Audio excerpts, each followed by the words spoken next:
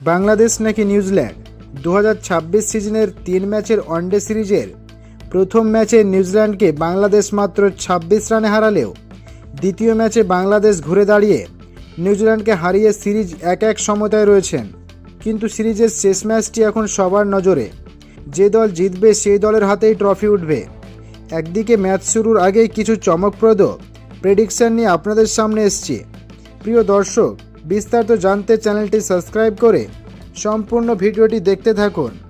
আগামী 23 এপ্রিল বৃহস্পতিবার বাংলাদেশ সময় 11টায় ঢাকার শেরেবাংলা জাতীয় ক্রিকেট স্টেডিয়ামে মুখোমুখি হবে বাংলাদেশ ও নিউজিল্যান্ড দল। এই গুরুত্বপূর্ণ হাই ভোল্টেজ ম্যাচটি নিয়ে ক্রিকেট বিশ্লেষকরা ইতিমধ্যেই তাদের মতামত দিচ্ছেন। কেউ বলছেন বাংলাদেশ আগে ব্যাটিং করলে এই ম্যাচ জিততে পারবে না। অন্যদিকে কেউ আবার বলছে বাংলাদেশ আগে বোলিং নিলেই সহজেই ওয়ানডে সিরিজের শেষ ম্যাচটিতে জিতে চমক দেখাতে পারেন। তবে সব কিছুর বিবেচনায় নিউজিল্যান্ডের ফর্ম এবং অভিজ্ঞতার সামনে বাংলাদেশের পক্ষে জয় পাওয়া খুবই কঠিন হবে। পরিসংখ্যানের দিকে তাকালে অবশ্যই নিউজিল্যান্ডে এগিয়ে।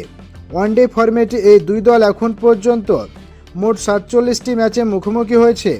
এর মধ্যে বাংলাদেশ জয় পেয়েছে মাত্র 12টিতে, নিউজিল্যান্ড জিতেছে 34টি ম্যাচে এবং একটি ম্যাচ পরিত্যক্ত হয়েছে।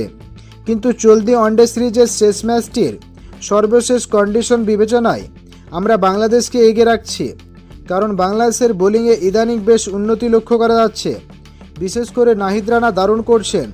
তো প্রিয় দর্শক, বাংলাদেশ বনাম নিউজিল্যান্ড 2026 আসরের শেষ ম্যাচটি নিয়ে আপনাদের মতামত কী তা অবশ্যই আমাদের কমেন্ট করে জানাতে ভুলবেন না। ধন্যবাদ সবাইকে।